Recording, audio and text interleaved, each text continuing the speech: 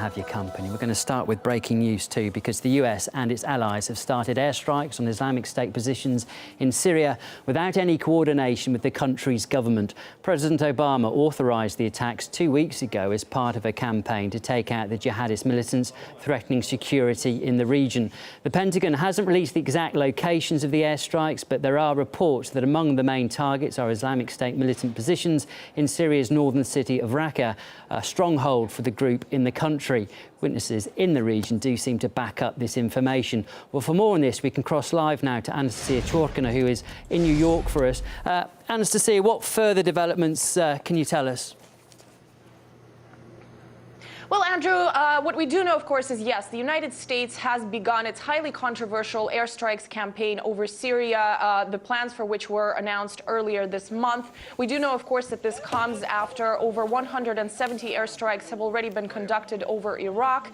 We do know that these airstrikes began early Tuesday morning, local time in Syria, of course, and that the official goal of these airstrikes is to try to take out and destroy the group ISIS, which is, of course, this highly violent al-Qaeda-bred terrorist group.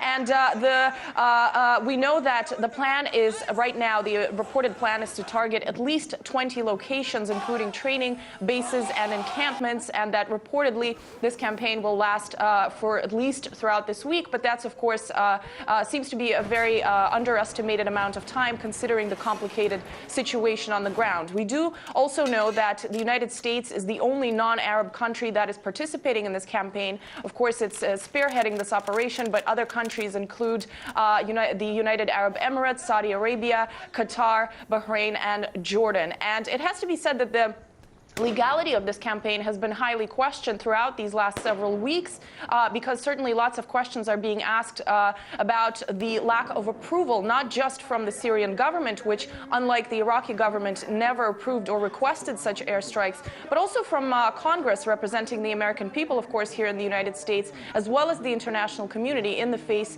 of the United Nations. So lots of questions yet to be answered as this airstrike campaign begins over the legality, efficiency, risks, consequences, timeline of this whole operation. And certainly we do know that right now it's the United Nations General Assembly session week here in New York, where world leaders flock to the United Nations. And we do know that Barack Obama will be here on Wednesday to chair a Security Council meeting over this whole situation, where, of course, he's expected to try to promote this highly controversial campaign.